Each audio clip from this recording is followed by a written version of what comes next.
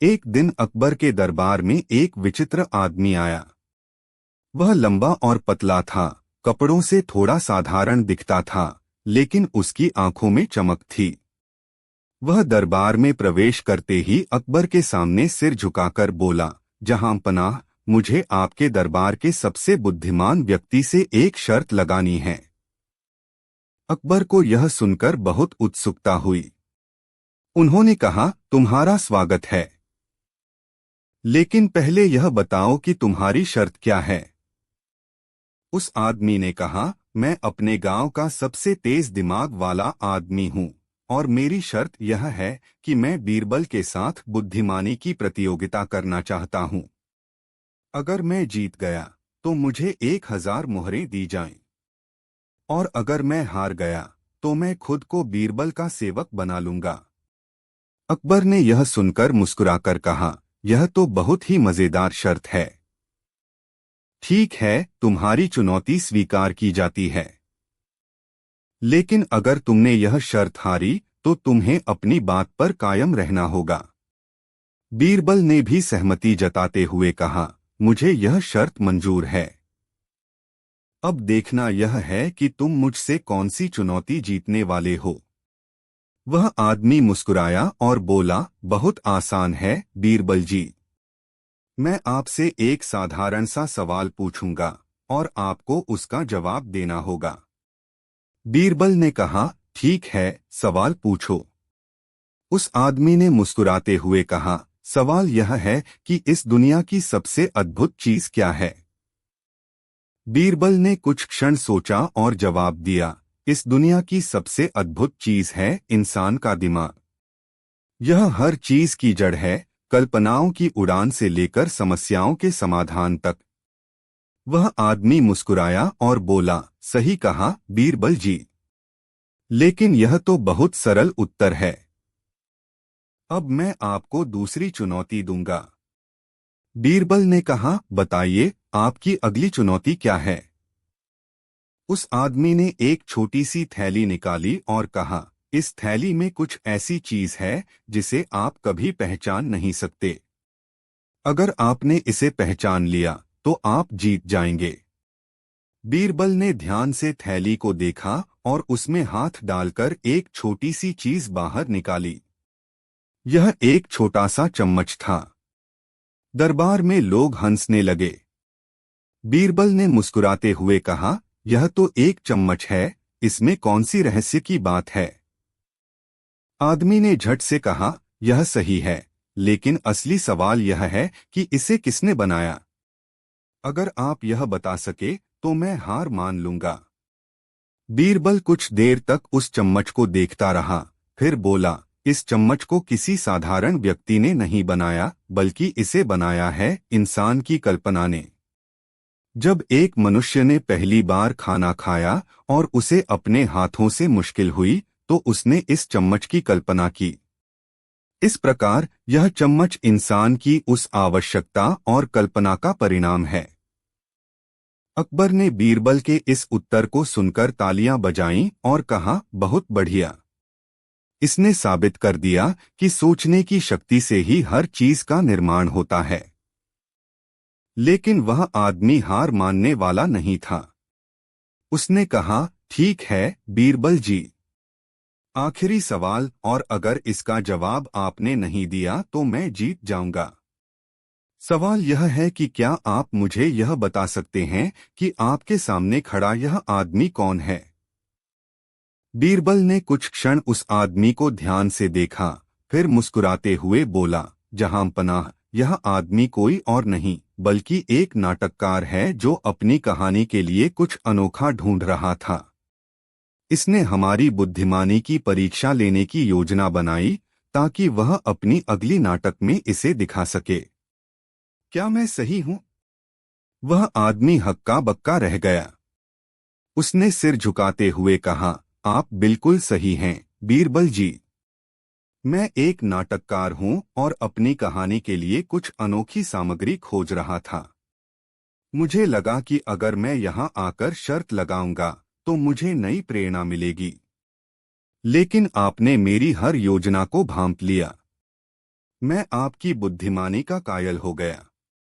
बीरबल ने मुस्कुराते हुए कहा, कभी कभी सबसे अद्भुत चीज हमारे आसपास ही होती है। सिर्फ उसे सही नजरिए से देखने की जरूरत होती है। अकबर ने खुश होकर उस नाटककार को कुछ सोने की मोहरें दी और कहा, तुमने हमारे दरबार में एक नई रौनक भर दी। तुम्हारे सवाल और बीरबल के जवाब दोनों ही मनोरंजक थे। इस तरह बीरबल ने अपनी चतुराई से न केवल उस नाटककार की योजना को सफल बनाया, बल्कि दरबार में एक हंसी का माहौल भी तैयार किया। एक दिन अकबर के दरबार में एक व्यापारी आया, जिसकी अजीबोगरीब कहानी सुनकर सब हैरान हो गए। वह व्यापारी बहुत परेशान दिख रहा था और अकबर के सामने जाकर बोला, जहां पनाह, मैं एक व्यापारी हूं और मेरे साथ एक ऐसा रहस्य हुआ है जिसे मैं समझ नहीं पा रहा हूं। मेरे पास एक बहुमूल्य घड़ी थी जो अचानक गायब हो गई है।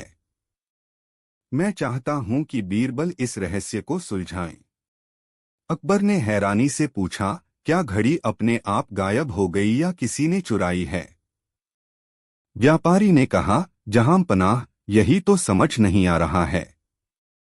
मैं हर रोज अपने बिस्तर के पास घड़ी रखता था, लेकिन एक सुबह जब मैंने उठकर देखा तो वह गायब थी। मैंने पूरे घर में तलाश की, लेकिन उसका कोई सुराग नहीं मिला।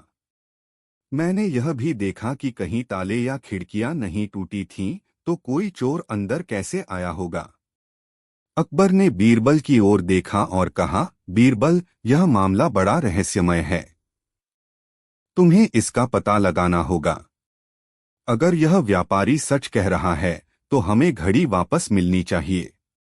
बीरबल ने सिर हिलाते हुए कहा, जहां पनाह, मैं इस रहस्य का हल जरूर निकालूंगा। पर पहले मुझे व्यापारी से कुछ सवाल पूछने होंगे। बीरबल ने व्यापारी से पूछा, तुम्हारे घर में कितने लोग रहते हैं और घड़ी आखिरी बार कब देखी गई थी? व्यापारी ने जवाब दिया, मेरे घर में मैं, मेरी पत्नी और 2 नौकर रहते हैं। घड़ी मैंने रात को सोने से पहले अपने बिस्तर के पास रखी थी। सुबह जब उठा तो वह गायब थी। बीरबल ने कुछ देर सोचा और फिर बोला, ठीक है, मैं आज रात तुम्हारे घर पर जाकर इस रहस्य का पता लगाऊंगा। लेकिन मैं अकेला वहां रहूंगा, ताकि किसी को शक न हो। रात को बीरबल व्यापारी के घर पहुंचा। उसने घर का पूरा मुआयना किया और फिर बिस्तर के पास बैठ गया, जहां व्यापारी ने घड़ी रखी थी। बीरबल ने हर दिशा में नजर दौड़ाई, लेकिन कुछ भी संदिग्ध नहीं दिखा। उसने सोचा कि क्या यह घड़ी किसी जादू से गायब हो गई थी या इसके पीछे कोई चालाकी थी। बीरबल ने पूरी रात जागकर उस कमरे पर नजर रखी। आधी रात के समय अचानक एक धीमी सी खटखट की आवाज आई। बीरबल चौकन्ना हो गया और उसने देखा कि एक छिपी हुई दरार से एक छोटी सी चूहे जैसी आकृति बाहर आई। बीरबल ने देखा कि वह कोई साधारण चूहा नहीं था, बल्कि एक बहुत ही चालाक प्राणी था। वह छोटा सा जीव धीरे धीरे कमरे के अंदर आया और फुर्ती से बिस्तर के नीचे चला गया। बीरबल ने ध्यान से देखा तो पाया कि बिस्तर के नीचे एक छोटी सी दरवाजा जैसी संरचना है। उसने चुपचाप उस दरवाजे को खोला और अंदर झांका। उसे एक सुरंग दिखाई दी, जो उस कमरे से बाहर कहीं और जा रही थी। यह देखकर बीरबल ने सोचा कि यह सुरंग कहाँ जाती है और क्या इस सुरंग का घड़ी गायब होने से कोई संबंध है। अगले दिन बीरबल ने अकबर को सारी बात बताई और अकबर ने व्यापारी के घर पर सुरंग की जांच करने का आदेश दिया। सुरंग को खोलते ही सभी चौंक गए। सुरंग के दूसरी ओर एक पुराना किला था, जिसे कई सालों से बंद समझा जाता था। वहां एक बूढ़ा आदमी मिला, जो किसी जमाने में उस किले का पहरेदार था। उसने बताया, यह सुरंग बहुत पुरानी है और इसका इस्तेमाल एक गुप्त रास्ते के रूप में होता था। लेकिन जब किला बंद हो गया तो मैं यहां अकेला रह गया। इस सुरंग से अब कोई नहीं आता जाता। बीरबल ने पूछा, तुम्हें पता है कि यह घड़ी कहाँ से आई और तुम्हारे पास कैसे पहुंची? बूढ़े आदमी ने कहा, मैं अकेला हूँ और कई सालों से यहाँ रह रहा हूँ। एक दिन मैंने इस सुरंग के जरिए कुछ चीजें चोरी करना शुरू कर दिया ताकि मैं अपना पेट भर सकूं। मैं खुद नहीं जानता था कि यह घड़ी किसकी है, लेकिन मैंने देखा कि इसे बेचकर मैं कुछ पैसे कमा सकता हूं। बीरबल ने बूढ़े आदमी से कहा, तुमने चोरी की, लेकिन तुम्हारी स्थिति समझ में आती है। हम तुम्हें इस हालत में नहीं छोड़ सकते। अकबर ने उस बूढ़े आदमी को दरबार में बुलवाया और उसकी स्थिति समझने के बाद उसे एक छोटा सा काम और एक घर दिया। उन्होंने कहा, तुम्हें अब चोरी करने की जरूरत नहीं पड़ेगी।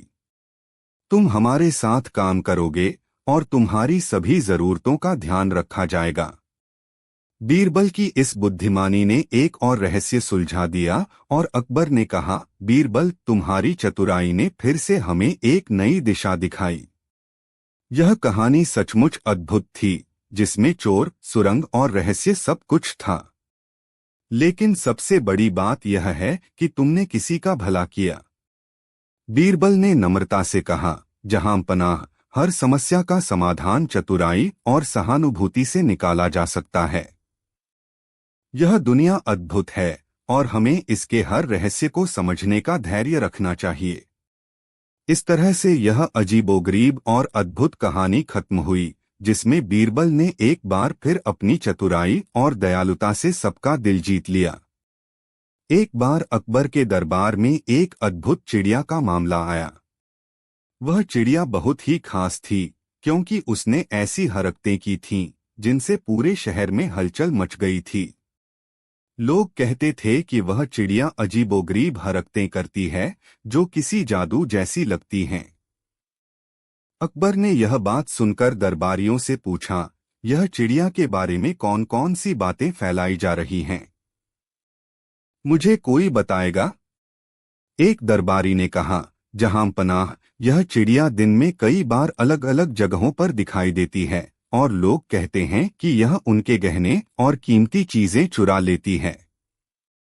इसे पकड़ने की कोशिश कई बार की गई, लेकिन यह इतनी चालाक है कि कभी पकड़ में नहीं आई। यह सुनकर अकबर ने अपनी मूंछों को सहलाते हुए कहा, तो क्या हमारे राज्य में एक चोर चिड़िया घूम रही है? यह तो बड़ा अजीब मामला है। बीरबल, तुम्हें क्या लगता है? बीरबल ने मुस्कुराते हुए कहा, जहां पनाह, यह सुनकर बड़ा रोचक लग रहा है, पर मुझे नहीं लगता कि कोई साधारण चिड़िया ऐसा कर सकती है। इसके पीछे कोई न कोई रहस्य जरूर है। अगर आप अनुमति दें तो मैं इस चिड़िया की कहानी की सच्चाई पता लगाने की कोशिश करूं। अकबर ने सहमति दी और कहा, ठीक है बीरबल, हमें इस चिड़िया के बारे में सब कुछ जानना है। अगर यह सचमुच चोर है तो हमें इसे पकड़ना ही होगा। बीरबल ने उसी दिन से अपनी खोज शुरू की।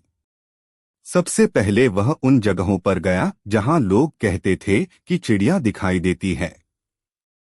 उसने ध्यान से देखा और पाया कि चिड़िया बार बार एक ही समय पर आकर उड़ जाती है। यह देखकर उसे शक हुआ कि यह चिड़िया साधारण नहीं हो सकती। कुछ दिन बाद बीरबल ने यह तय किया कि वह चिड़िया के रास्ते पर नजर रखेगा और उसके हर कदम को ध्यान से देखेगा। एक शाम जब वह चिड़िया फिर से दिखाई दी तो बीरबल ने उसका पीछा करना शुरू किया। वह चिड़िया एक बड़े पेड़ पर जाकर बैठ गई। बीरबल ने देखा कि वह वहां कुछ छिपाने की कोशिश कर रही है। बीरबल ने कुछ दूरी से देखा कि वह चिड़िया कुछ छोटी छोटी चीजें अपनी चोंच में दबाकर उस पेड़ के एक कोने में छुपा रही है। जब चिड़िया उड़ गई तो बीरबल पेड़ के पास गया और ध्यान से देखा। उसने पाया कि वहां बहुत सारे छोटे छोटे कीमती सामान और गहने छुपाए हुए थे। यह देखकर उसे समझ में आया कि यह चिड़िया तो चोर थी, लेकिन इसे ऐसा करना किसने सिखाया। अगले दिन बीरबल ने अकबर के दरबार में इस बारे में बताया। अकबर ने कहा, बीरबल, तुम्हारी खोज रोचक है, पर इसका मतलब यह नहीं कि यह रहस्य हल हो गया है। हमें यह भी जानना होगा कि इस चिड़िया के पीछे कौन है। बीरबल ने जवाब दिया, जहां पनाह, मुझे भी यही लगता है। मैं आज रात इस पेड़ के पास छुपकर रहूंगा और देखूंगा कि क्या यह चिड़िया किसी के इशारे पर ऐसा कर रही है या नहीं। रात को बीरबल पेड़ के पास छिपकर बैठ गया। उसने देखा कि कुछ देर बाद एक आदमी चुपचाप वहां आया और पेड़ के पास खड़ा हो गया। उसने कुछ सीटी बजाई और कुछ ही देर में वही चिड़िया उड़कर उसके कंधे पर आकर बैठ गई। वह आदमी चिड़िया से बातें कर रहा था और उसे कुछ छोटे छोटे सामान दे रहा था। बीरबल को यह देखकर यकीन हो गया कि यह आदमी ही असली चोर है और उसने चिड़िया को चोरी करने की ट्रेनिंग दी है। वह चुपके से दरबार में वापस गया और अकबर को इस बारे में बताया। अकबर ने तुरंत आदेश दिया कि उस आदमी को पकड़कर दरबार में पेश किया जाए। अगले दिन वह आदमी अकबर के सामने लाया गया। अकबर ने गुस्से से कहा, तुम्हें शर्म नहीं आती? तुमने एक चिड़िया को चोरी करना सिखाया। बताओ, तुम ऐसा क्यों कर रहे थे? वह आदमी घबराया और सिर झुकाकर बोला, जहां पनाह, मेरी मंशा बुरी नहीं थी। मैं बहुत गरीब हूं और मेरे पास खाने के लिए भी कुछ नहीं था। जब मैंने देखा कि लोग चिड़ियों को खाना खिलाते हैं और प्यार करते हैं, तो मैंने सोचा कि अगर मैं एक चिड़िया को ट्रेनिंग दूं और वह कीमती चीजें लाए, तो मैं उसे बेचकर अपना पेट भर सकूंगा। बीरबल ने बीच में कहा, तुम्हारी योजना तो चालाकी से भरी थी, पर यह गलत थी। चोरी को सही ठहराने के लिए गरीबी का सहारा लेना सही नहीं है। अकबर ने भी सहमति में सिर हिलाते हुए कहा, बीरबल ठीक कह रहा है। तुम्हारी योजना भले ही दिलचस्प थी, पर यह गलत थी। पर हम तुम्हें एक मौका देते हैं। तुम हमारे दरबार में काम कर सकते हो और हम तुम्हारी जरूरत का ध्यान रखेंगे। पर शर्त यह है कि अब तुम किसी को भी ऐसी गलत शिक्षा नहीं दोगे। वह आदमी रोते हुए अकबर और बीरबल का आभार मानने लगा। उसने वादा किया कि वह अब ऐसा कुछ भी नहीं करेगा, और उस दिन से उसने दरबार में काम करना शुरू कर दिया। और रही चिड़िया की बात, तो अकबर ने उसे आजाद कर दिया। वह अब बिना किसी चिंता के खुली हवा में उड़ान भर सकती थी। बीरबल की इस चतुराई ने फिर से एक बड़ी मुश्किल का हल निकाल दिया और सभी ने उसकी बुद्धिमानी की प्रशंसा की। दरबार में इस घटना की चर्चा कई दिनों तक होती रही और लोगों ने उस चिड़िया और उसके मालिक की कहानी को सुनकर खूब मजे लिए। एक बार अकबर के दरबार में शोर मचा हुआ था। कई लोग जोर जोर से बहस कर रहे थे और बीच में एक व्यक्ति चिल्ला रहा था, मुझे न्याय चाहिए। यह धोखा है। अकबर ने अपनी कुर्सी पर सीधा बैठते हुए पूछा, क्या हो रहा है यहाँ? बीरबल ने दरबार की स्थिति को समझा और अकबर से कहा, जहां पनाह, यह मामला बड़ा दिलचस्प लग रहा है। मुझे इसे सुलझाने की इजाजत दें। अकबर ने स्वीकृति दी और बीरबल ने बीच में खड़े व्यक्ति से पूछा, तुम्हारा नाम क्या है और तुम इतने गुस्से में क्यों हो? उस व्यक्ति ने कहा, हुजूर, मेरा नाम जगन है। मैं एक साधारण व्यापारी हूँ। कुछ दिन पहले मेरे एक दोस्त रमेश ने मुझसे कहा कि वह घोड़ों की दौड़ में सट्टा लगाना चाहता है।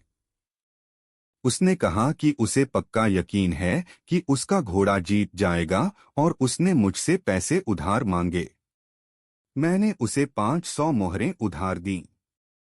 लेकिन अब जब दौड़ हो चुकी है, वह कहता है कि उसका घोड़ा 5000 मील दूर भागा और इसीलिए वह पैसा नहीं लौटा सकता। दरबार में सभी हंसने लगे। बीरबल ने खुद भी मुस्कुराते हुए रमेश से पूछा, क्या यह सच है कि तुम्हारा घोड़ा 5000 मील भागा? रमेश ने शरारती मुस्कान के साथ जवाब दिया, बिल्कुल सही हुजूर। मेरा घोड़ा दौड़ में इतनी तेजी से दौड़ा कि 5000 मील दूर पहुंच गया। इसीलिए मैं सट्टा नहीं चुका सकता, क्योंकि वह वहां फंस गया है। बीरबल ने कुछ देर सोचा, फिर कहा, ठीक है, यह तो बड़ा दिलचस्प मामला है, लेकिन मैं एक तरीका जानता हूं जिससे हम इसे सुलझा सकते हैं। रमेश ने आश्चर्य से पूछा, कैसा तरीका हुजूर? बीरबल ने अकबर की ओर देखते हुए कहा, जहां पनाह, अगर रमेश का घोड़ा सच में 5,000 मील दूर भाग गया है तो हमें उसे वापस लाने का इंतजाम करना चाहिए। और जब तक वह वापस न आ जाए तब तक रमेश को दरबार के बाहर की सफाई का काम करना चाहिए, ताकि घोड़ा लौटते ही वह उस पैसे की जिम्मेदारी समझे। रमेश का चेहरा तुरंत उतर गया। हुजूर, यह तो बहुत मुश्किल काम है। घोड़ा कब लौटेगा इसका तो कोई पता नहीं। बीरबल ने हंसते हुए कहा, तो फिर सट्टा पूरा नहीं हुआ और तुम्हारी शर्त भी पूरी नहीं हुई। इसलिए तुम्हें अपने दोस्त जगन को उसका उधार चुकाना होगा। रमेश अब फंस चुका था। वह जानता था कि अगर उसने साफ सफाई का काम करना पड़ा तो वह मजाक बन जाएगा। उसने तुरंत हाथ जोड़कर कहा, मुझे माफ कर दीजिए बीरबल जी, मैं जगन का उधार चुकाने को तैयार हूं, बस मुझे सफाई का काम न करने दें। बीरबल ने अकबर की ओर देखा और कहा, जहां पनाह, मामला सुलझ गया। अकबर ने मुस्कुराते हुए कहा, वाह बीरबल, तुमने फिर से अपनी बुद्धिमत्ता से एक पेचीदा मामला सुलझा लिया। और रमेश, ध्यान रखना कि भविष्य में ऐसे चालाकियों से बचना, नहीं तो तुम्हारा घोड़ा चाहे जितनी भी दूरी तय कर ले, तुम्हें उसकी जिम्मेदारी उठानी ही पड़ेगी। रमेश ने सिर झुकाकर हामी भरी और तुरंत ही जगन का कर्ज चुका दिया। दरबार में हंसी का माहौल बन गया और सबने एक बार फिर बीरबल की चतुराई की सराहना की। बीरबल ने फिर से साबित कर दिया कि उसकी समझदारी और हास्य बुद्धि दोनों मिलकर किसी भी मुश्किल को हल कर सकते हैं। एक दिन अकबर के दरबार में एक व्यापारी आया, जिसकी अजीबोगरीब कहानी सुनकर सब हैरान हो गए। वह व्यापारी बहुत परेशान दिख रहा था और अकबर के सामने जाकर बोला, जहां पनाह, मैं एक व्यापारी हूं और मेरे साथ एक ऐसा रहस्य हुआ है जिसे मैं समझ नहीं पा रहा हूं। मेरे पास एक बहुमूल्य घड़ी थी जो अचानक गायब हो गई है। मैं चाहता हूं कि बीरबल इस रहस्य को सुलझाएं। अकबर ने हैरानी से पूछा, क्या घड़ी अपने आप गायब हो गई या किसी ने चुराई है? व्यापारी ने कहा, जहां पनाह, यही तो समझ नहीं आ रहा है। मैं हर रोज अपने बिस्तर के पास घड़ी रखता था, लेकिन एक सुबह जब मैंने उठकर देखा तो वह गायब थी। मैंने पूरे घर में तलाश की, लेकिन उसका कोई सुराग नहीं मिला। मैंने यह भी देखा कि कहीं ताले या खिड़कियां नहीं टूटी थीं, तो कोई चोर अंदर कैसे आया होगा? अकबर ने बीरबल की ओर देखा और कहा, बीरबल, यह मामला बड़ा रहस्यमय है। तुम्हें इसका पता लगाना होगा। अगर यह व्यापारी सच कह रहा है तो हमें घड़ी वापस मिलनी चाहिए। बीरबल ने सिर हिलाते हुए कहा, जहां पनाह, मैं इस रहस्य का हल जरूर निकालूंगा, पर पहले मुझे व्यापारी से कुछ सवाल पूछने होंगे। बीरबल ने व्यापारी से पूछा, तुम्हारे घर में कितने लोग रहते हैं और घड़ी आखिरी बार कब देखी गई थी? व्यापारी ने जवाब दिया, मेरे घर में मैं, मेरी पत्नी और 2 नौकर रहते हैं। घड़ी मैंने रात को सोने से पहले अपने बिस्तर के पास रखी थी। सुबह जब उठा तो वह गायब थी। बीरबल ने कुछ देर सोचा और फिर बोला, ठीक है, मैं आज रात तुम्हारे घर पर जाकर इस रहस्य का पता लगाऊंगा, लेकिन मैं अकेला वहां रहूंगा ताकि किसी को शक न हो। रात को बीरबल व्यापारी के घर पहुंचा। उसने घर का पूरा मुआयना किया और फिर बिस्तर के पास बैठ गया जहां व्यापारी ने घड़ी रखी थी। बीरबल ने हर दिशा में नजर दौड़ाई, लेकिन कुछ भी संदिग्ध नहीं दिखा। उसने सोचा कि क्या यह घड़ी किसी जादू से गायब हो गई थी या इसके पीछे कोई चालाकी थी। बीरबल ने पूरी रात जागकर उस कमरे पर नजर रखी। आधी रात के समय अचानक एक धीमी सी खटखट की आवाज आई। बीरबल चौकन्ना हो गया और उसने देखा कि एक छिपी हुई दरार से एक छोटी सी चूहे जैसी आकृति बाहर आई। बीरबल ने देखा कि वह कोई साधारण चूहा नहीं था, बल्कि एक बहुत ही चालाक प्राणी था। वह छोटा सा जीव धीरे धीरे कमरे के अंदर आया और फुर्ती से बिस्तर के नीचे चला गया। बीरबल ने ध्यान से देखा तो पाया कि बिस्तर के नीचे एक छोटी सी दरवाजा जैसी संरचना है। उसने चुपचाप उस दरवाजे को खोला और अंदर झांका। उसे एक सुरंग दिखाई दी जो उस कमरे से बाहर कहीं और जा रही थी। यह देखकर बीरबल ने सोचा कि यह सुरंग कहाँ जाती है और क्या इस सुरंग का घड़ी गायब होने से कोई संबंध है। अगले दिन बीरबल ने अकबर को सारी बात बताई और अकबर ने व्यापारी के घर पर सुरंग की जांच करने का आदेश दिया। सुरंग को खोलते ही सभी चौंक गए। सुरंग के दूसरी ओर एक पुराना किला था जिसे कई सालों से बंद समझा जाता था। वहां एक बूढ़ा आदमी मिला जो किसी जमाने में उस किले का पहरेदार था। उसने बताया, यह सुरंग बहुत पुरानी है और इसका इस्तेमाल एक गुप्त रास्ते के रूप में होता था। लेकिन जब किला बंद हो गया तो मैं यहाँ अकेला रह गया। इस सुरंग से अब कोई नहीं आता जाता। बीरबल ने पूछा, तुम्हें पता है कि यह घड़ी कहाँ से आई और तुम्हारे पास कैसे पहुंची? बूढ़े आदमी ने कहा, मैं अकेला हूँ और कई सालों से यहाँ रह रहा हूँ। एक दिन मैंने इस सुरंग के जरिए कुछ चीजें चोरी करना शुरू कर दिया ताकि मैं अपना पेट भर सकूं।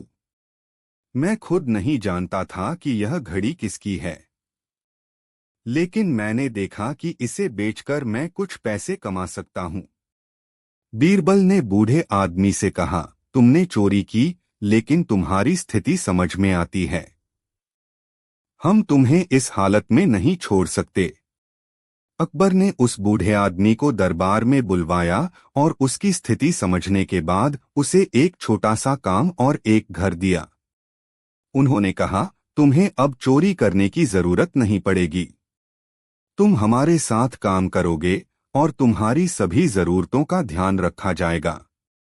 बीरबल की इस बुद्धिमानी ने एक और रहस्य सुलझा दिया और अकबर ने कहा, बीरबल, तुम्हारी चतुराई ने फिर से हमें एक नई दिशा दिखाई। यह कहानी सचमुच अद्भुत थी, जिसमें चोर, सुरंग और रहस्य सब कुछ था। लेकिन सबसे बड़ी बात यह है कि तुमने किसी का भला किया। बीरबल ने नम्रता से कहा, जहां पनाह, हर समस्या का समाधान चतुराई और सहानुभूति से निकाला जा सकता है। यह दुनिया अद्भुत है और हमें इसके हर रहस्य को समझने का धैर्य रखना चाहिए। इस तरह से यह अजीबोगरीब और अद्भुत कहानी खत्म हुई, जिसमें बीरबल ने एक बार फिर अपनी चतुराई और दयालुता से सबका दिल जीत लिया। एक दिन अकबर के दरबार में एक बहुत ही अनोखा मामला आया। 4 व्यापारी दूर दूर से अपने झगड़े का निपटारा कराने के लिए आए थे। उनमें से पहला व्यापारी थोड़ा मोटा, गोलमटोल था और बाकी 3 दुबले पतले थे। वे दरबार में पहुंचते ही आपस में झगड़ने लगे। अकबर ने उनसे शांत होने को कहा और पूछा, क्या मामला है? तुम लोग आपस में क्यों लड़ रहे हो? पहले व्यापारी ने अकबर के सामने झुकते हुए कहा, जहां पनाह, हम चारों दोस्त हैं और एक लंबी यात्रा पर निकले थे। रास्ते में हमें एक अजीब चीज मिली और हम अब तय नहीं कर पा रहे हैं कि वह असल में क्या है। इसीलिए हम आपसे न्याय की गुहार लेकर यहाँ आए हैं। अकबर ने हैरान होकर पूछा, अजीब चीज? वह क्या है? दूसरे व्यापारी ने जल्दी से कहा, हुजूर, वह एक बहुत ही भारी चीज है और जब हमने उसे देखा तो हर किसी ने अपनी अपनी राय दी। मैं कहता हूं कि वह एक बड़ा पत्थर है। तीसरे व्यापारी ने कहा, नहीं, वह पत्थर नहीं है। वह एक प्रकार का फल है जिसे मैंने पहले कहीं देखा है। चौथे ने झुंझलाते हुए कहा, तुम सब गलत हो। वह एक बर्तन है जिसे शायद किसी ने यहाँ छोड़ दिया है।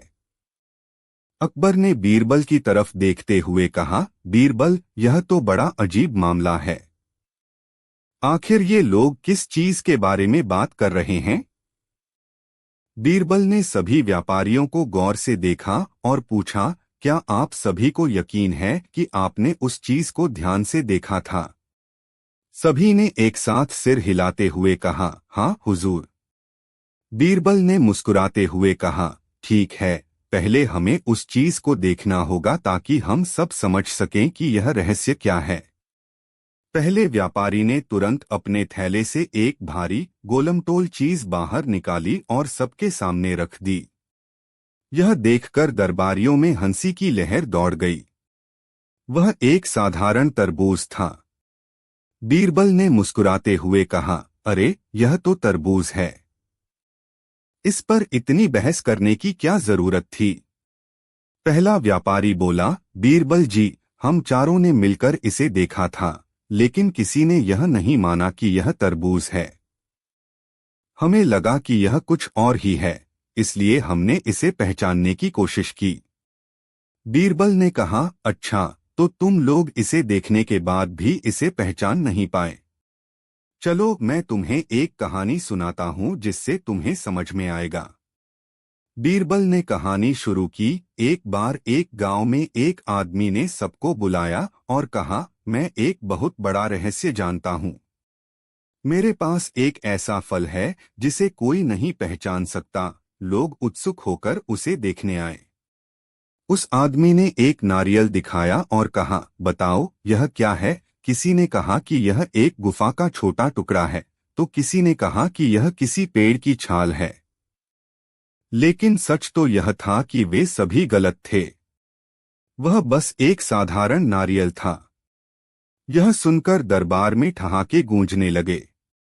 अकबर ने हंसते हुए कहा, तो तुम्हारे कहने का मतलब यह है कि इन व्यापारियों ने भी नारियल की तरह तरबूज को कुछ और समझ लिया? बीरबल ने सिर हिलाते हुए कहा, जी हाँ, जहांपना। कभी कभी हम साधारण चीजों को अनदेखा करके उन्हें जटिल बना देते हैं। इन व्यापारियों ने भी ऐसा ही किया। अगर वे इसे सरलता से देखते तो उन्हें समझ में आ जाता कि यह क्या है। अकबर ने सभी व्यापारियों की ओर देखा और कहा, बीरबल की बात से तुम सबको समझ में आ गया होगा कि चीजों को समझने के लिए दिमाग की सरलता कितनी जरूरी है। पहले व्यापारी ने शर्मिंदा होकर कहा, हुजूर, हम माफी चाहते हैं। हमने इसे पहचानने में गलती की। बीरबल ने हंसते हुए कहा, कोई बात नहीं। अब तो आप सब समझ गए कि तरबूज कैसे दिखता है ना? अगली बार से किसी भी चीज को समझने से पहले उसे ध्यान से देखना और अपने दिमाग का इस्तेमाल करना। इस पर पूरा दरबार ठहाकों से गूंज उठा और अकबर ने हंसते हुए कहा, बीरबल, तुमने फिर से हमारी मुश्किल को हल कर दिया और हमें हंसने का मौका भी दिया। तुम अद्भुत हो। और इस तरह बीरबल ने अपनी चतुराई और हाजिर जवाबी से एक और अजीबोगरीब मामला सुलझाया, जिसमें एक साधारण तरबूज ने सभी को हंसी खुशी भरा सबक सिखाया। एक दिन अकबर के दरबार में एक नया चेहरा दिखाई दिया। वह था मुल्ला नसरुद्दीन, जो अपने हास्य और चतुराई के लिए मशहूर था। अकबर ने सुना था कि मुल्ला नसरुद्दीन बेहद मजाकिया और समझदार व्यक्ति है, इसलिए उन्होंने उसे दरबार में आमंत्रित किया। अकबर को यह देखना था कि मुल्ला की बुद्धिमत्ता और चतुराई का मुकाबला उनके दरबारी बीरबल से कैसे होता है। अकबर ने दोनों का स्वागत किया और कहा, आज मैं चाहता हूं कि मुल्ला नसरुद्दीन और बीरबल एक साथ बैठकर हमें कुछ ऐसा दिखाएं जो हमें हंसा भी दे और सोचने पर भी मजबूर कर दे। मैं देखना चाहता हूं कि दोनों में से कौन ज्यादा चतुर है। मुल्ला ने अकबर की बात सुनी और बोला, जहांपनाह, क्यों न हम इस मुकाबले की शुरुआत एक कप चाय से करें। लेकिन यह चाय साधारण नहीं होगी। इसे बनाना और पीना दोनों ही एक चुनौती होगी। अकबर ने हंसते हुए कहा, वाह मुल्ला, तुम्हारी बातों में तो मजा आ गया। तो फिर ठीक है, इस मुकाबले की शुरुआत चाय से ही होगी। लेकिन इस चाय में ऐसा क्या होगा जो इसे अलग बनाएगा? मुल्ला ने आंखों में चमक लिए हुए कहा, जहां पनाह, मैं चाहता हूं कि बीरबल और मैं दोनों अलग अलग चाय बनाएंगे। लेकिन हम चाय ऐसे बनाएंगे कि पीने वाले को पता ही न चले कि वह चाय पी रहा है या कुछ और। सभी दरबारी चौंक गए। चाय तो चाय ही होती है, तो इसमें ऐसा क्या अनोखा हो सकता है? लेकिन बीरबल ने चुनौती स्वीकार कर ली और दोनों ने अपनी अपनी चाय बनाने की तैयारी शुरू कर दी। बीरबल ने अपनी तरकीब से मसालेदार और सुगंधित चाय तैयार की। उसने उसमें कुछ खास जड़ी बूटियां मिलाईं, जिनकी खुशबू दरबार में फैल गई। चाय बनाते समय उसने जानबूझकर यह ध्यान रखा कि चाय का स्वाद सामान्य से बिल्कुल अलग हो। जब चाय तैयार हो गई तो बीरबल ने अकबर को परोसी। अकबर ने एक घूंट लिया और उनके चेहरे पर एक हल्की सी मुस्कान आई। चाय थोड़ी तीखी थी, मगर उसमें एक अनोखी मिठास भी थी। फिर बारी आई मुल्ला की। मुल्ला ने सबको हैरान करते हुए चाय बनाने के लिए एक बड़ा बर्तन मंगवाया और उसमें ढेर सारा पानी डाला। उसने कुछ मसाले, चाय पत्तियां और बहुत कम चीनी डाली। चाय तैयार होने के बाद मुल्ला ने उसमें एक चुटकी नमक भी मिला दिया। दरबारियों को कुछ अजीब लगा कि मुल्ला ने चाय में नमक क्यों मिलाया। लेकिन मुल्ला ने बिना कुछ कहे अकबर को चाय परोसी। अकबर ने घूंट लिया और कुछ देर चुप रहे। फिर अचानक से हंसते हुए बोले, यह तो सच में अजीब है। मुझे समझ नहीं आ रहा कि यह चाय है या कोई सूप। मुल्ला ने मुस्कुराते हुए कहा, जहां पनाह, यही तो खासियत है इस चाय की। इसे पीते समय लोग चाय और सूप के बीच उलझ जाते हैं। और मेरी मंशा भी यही थी कि यह चाय आपको सोचने पर मजबूर कर दे कि आखिरकार आप क्या पी रहे हैं। अकबर हंसते हुए बोले, वाह मुल्ला, यह तो वाकई दिलचस्प था। तुम्हारी इस अनोखी चाय ने हमें हंसा भी दिया और सोचने पर भी मजबूर कर दिया।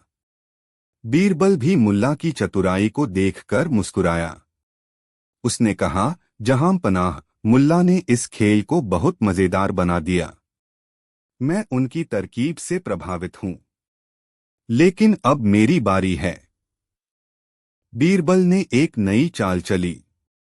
उसने कहा, अब मैं मुल्ला को एक और चुनौती देना चाहता हूं। हम दोनों इस बार एक साथ एक ही चाय बनाएंगे। लेकिन यह चाय सिर्फ एक घूंट में सब कुछ कह देगी। अकबर और दरबारियों ने उत्साह के साथ सहमति जताई। दोनों ने एक बड़ा बर्तन मंगवाया और उसमें चाय बनाने लगे। मुल्ला ने मसाले और चाय पत्तियां डालीं और बीरबल ने उसमें थोड़ा शहद मिलाया। फिर दोनों ने मिलकर उसमें थोड़ा सा नींबू निचोड़ा और चुटकी भर अदरक भी डाली। जब चाय तैयार हुई तो उसकी खुशबू पूरे दरबार में फैल गई। अकबर ने एक घूंट लिया और मुस्कुराते हुए बोले, यह तो अद्भुत है। एक ही घूंट में मिठास, खट्टापन और तीखापन। यह तो वाकई एक कहानी सुना रही है। मुल्ला ने हंसते हुए कहा, जहां पनाह, यही तो बात है। चाय केवल स्वाद नहीं होती, वह एक अनुभव होती है। और आज हमने साबित कर दिया कि चाय भी एक कला है। अकबर ने तालियां बजाई और कहा, तुम दोनों ही अद्भुत हो। बीरबल की सूझबूझ और मुल्ला की चतुराई ने मिलकर दरबार का माहौल ही बदल दिया।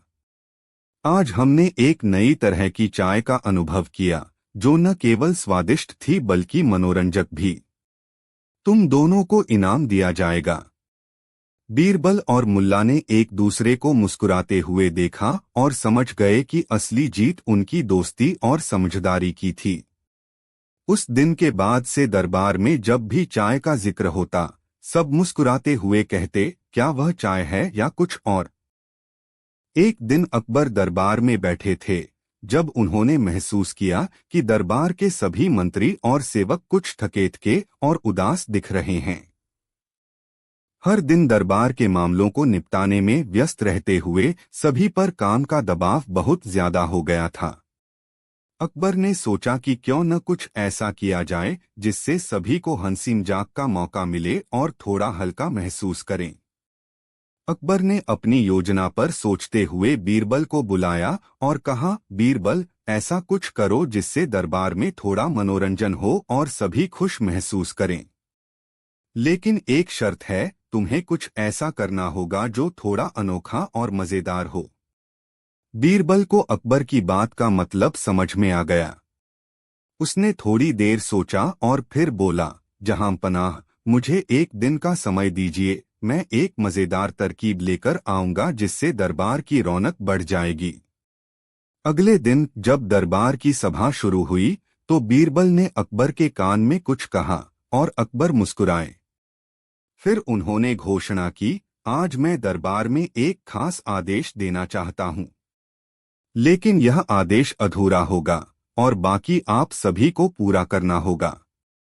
ध्यान रहे, जो सबसे चतुर और मजेदार तरीके से इस आदेश को पूरा करेगा उसे इनाम मिलेगा। दरबार में सभी चौंक गए और उत्सुकता से इंतजार करने लगे। अकबर ने गहरी आवाज में कहा, मैं चाहता हूं कि कोई हाथी लेकर मेरे पास आए, और फिर अचानक रुक गए। दरबार में सभी सोच में पड़ गए कि यह तो अधूरा आदेश है, हाथी लेकर आना कैसा मजाक है। लेकिन जब अकबर ने यह बात कही तो उन्होंने बीरबल की तरफ देखा और मुस्कुराए। दरबारियों में हलचल मच गई।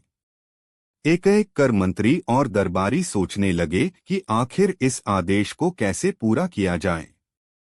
सबसे पहले सेनापति ने सोचा कि शायद अकबर असली हाथी की बात कर रहे हैं, तो वह दौड़कर अस्तबल में गया और हाथी को लेकर दरबार में आ गया। लेकिन अकबर ने उसे रोका और कहा, नहीं, यह तो मैंने नहीं कहा था, यह आदेश पूरा नहीं हुआ। फिर एक दरबारी उठा और वह अपने कपड़े से हाथी की एक छोटी सी आकृति बनाकर अकबर के सामने पेश कर दी। अकबर ने फिर हंसते हुए कहा, नहीं, यह भी सही नहीं है। अब सभी दरबारी परेशान हो गए कि आखिर इसका मतलब क्या है। तभी बीरबल खड़ा हुआ और बोला, जहां पनाह, मैं आपकी बात समझ गया हूं, और उसने एक सेवक को इशारा किया जो एक बड़ी चादर लेकर आया। बीरबल ने उस चादर को फैलाया और उसे अपने सिर पर इस तरह से ओढ़ लिया जैसे वह हाथी का शरीर हो, और वह खुद उसके अंदर छिप गया। चादर के एक हिस्से को उसने हाथी की सूंड की तरह घुमाया और फिर मजेदार तरीके से झूमता हुआ अकबर के सामने आया। बीरबल की यह हरकत देखकर दरबार ठहाकों से गूंज उठा। सभी हंसते हंसते लोटपोट हो गए। अकबर भी अपनी हंसी रोक नहीं पाए और ताली बजाते हुए बोले, वाह बीरबल, तुम्हारी बुद्धिमानी और हाजिर जवाबी का कोई जवाब नहीं। तुमने इस अधूरे आदेश को जिस मजेदार तरीके से पूरा किया वह बेमिसाल है। लेकिन बीरबल ने अभी भी अपनी तरकीब पूरी नहीं की थी। उसने कहा, जहां पनाह, मेरा आदेश अभी पूरा नहीं हुआ है। मैं आपके पास हाथी तो लाया हूं, लेकिन मैं चाहता हूं कि यह हाथी आपके लिए कुछ काम करे। अकबर ने पूछा, अच्छा, तो यह हाथी क्या करेगा? बीरबल ने कहा, यह हाथी अब आपकी एक और मुश्किल को हल करेगा। दरबार के सभी लोग बहुत थके हुए लगते हैं और यह हाथी उन्हें हंसा हंसा कर खुश कर देगा। मैं इसे हंसी का हाथी कहता हूं। दरबार के सभी लोग अब और जोर से हंसने लगे। बीरबल की यह बात सुनकर अकबर ने कहा, तुम सच में अद्भुत हो बीरबल। तुमने इस छोटे से आदेश को इतना बड़ा और मजेदार बना दिया कि अब सभी के चेहरे पर मुस्कान लौट आई है। तुमने साबित कर दिया कि तुम्हारे पास हर समस्या का हल और हर सवाल का जवाब है। बीरबल की इस मजेदार तरकीब ने दरबार का माहौल ही बदल दिया। सबने उसकी हाजिर जवाबी की तारीफ की और अकबर ने उसे इनाम देकर सम्मानित किया। उस दिन के बाद दरबार में जब भी कोई उदासी या थकावट दिखती तो बीरबल की यह तरकीब सबको याद आ जाती और सब एक बार फिर हंसते हंसते खुश हो जाते। इस कहानी ने यह साबित कर दिया कि कभी कभी हल्की फुल्की हंसी और चतुराई से बड़ी थकान और उदासी दूर की जा सकती है, और हर मुश्किल परिस्थिति को भी थोड़ी समझदारी और मजेदार तरीके से हल किया जा सकता है। एक दिन अकबर के दरबार में 4 अलग अलग शहरों के व्यापारी आए। चारों ने शिकायत की कि उनके बीच एक बड़ा विवाद हो गया है और वे अकबर के न्याय की गुहार लगाने आए हैं। अकबर ने उन्हें अंदर बुलाया और पूछा, तुम चारों का क्या मामला है? पहला व्यापारी बोला, जहां पनाह, हम सब अलग अलग शहरों से हैं और अपना अपना व्यापार चलाते हैं। हमने कुछ महीनों पहले एक व्यापारिक यात्रा पर जाने का फैसला किया था। चारों ने मिलकर एक समझौता किया कि हम सभी अपनी पूरी कमाई एक जगह जमा करेंगे और यात्रा के अंत में समान रूप से बांट लेंगे। लेकिन जब यात्रा खत्म हुई और हमने पैसे गिने तो कमाई से ज्यादा नुकसान की बात निकल आई। अब हमें नहीं समझ आ रहा कि क्या करें। दूसरा व्यापारी भी झट से बोला, जहां पनाह, हम सब ने कड़ी मेहनत की थी। हर एक ने अपना हिस्सा पूरी ईमानदारी से जोड़ा था, लेकिन जब कमाई को बांटने का समय आया तो हमें नुकसान का सामना करना पड़ा। यह तो किसी के साथ धोखा हुआ है। तीसरा व्यापारी भी शिकायत करते हुए बोला, हम सबने अपना सारा सामान बेचा, लेकिन जब मुनाफा गिनने की बारी आई तो पूरा हिसाब गलत निकला। इसमें से कोई एक तो जरूर बेईमानी कर रहा है। हमें समझ नहीं आ रहा कि दोषी कौन है। चौथा व्यापारी थोड़ा शांत था। उसने कहा, महाराज, हो सकता है हम में से कोई गलती कर रहा हो, पर हमें आप पर पूरा भरोसा है। आप ही इस मामले का सही निर्णय कर सकते हैं। अकबर ने ध्यान से सभी की बातें सुनी और फिर सोचा कि मामला थोड़ा पेचीदा है। इसलिए उन्होंने बीरबल को बुलाया और कहा, बीरबल, यह मामला तुम्हारे सामने रखता हूं। इन चारों की समस्या का समाधान करो। बीरबल ने सभी व्यापारियों की बातें ध्यान से सुनी और मुस्कुराते हुए कहा, यह मामला तो बेहद आसान है, पर इसका हल थोड़ा अलग होगा। उसने चारों व्यापारियों को बुलाया और कहा, आप सबको अब अलग अलग कमरे में जाना होगा। मैं आपसे एक एक करके कुछ सवाल पूछूंगा, फिर फैसला करूंगा। चारों व्यापारी तैयार हो गए और अलग अलग कमरों में चले गए। बीरबल ने सबसे पहले व्यापारी से पूछा, जब यात्रा पर थे तो आपने कितनी कमाई की थी? व्यापारी ने थोड़ा झिझकते हुए कहा, लगभग 500 अशर्फिया। फिर बीरबल दूसरे व्यापारी के पास गए और वही सवाल दोहराया। उसने कहा, 600 अशर्फिया। बीरबल ने उसके जवाब को ध्यान से सुना और तीसरे और चौथे व्यापारी से भी यही सवाल किया। एक ने कहा 450 अशर्फिया और दूसरे ने 400 अशर्फिया। सभी के जवाब अलग अलग थे, जबकि सभी ने कहा था कि मुनाफा एक साथ जमा किया जाएगा। बीरबल ने देखा कि हर एक का हिसाब थोड़ा इधर उधर था। फिर बीरबल ने अकबर से कहा, महाराज, इन चारों ने मिलकर एक समझौता किया था कि सभी की कमाई एक साथ होगी, फिर इतनी भिन्नता क्यों है?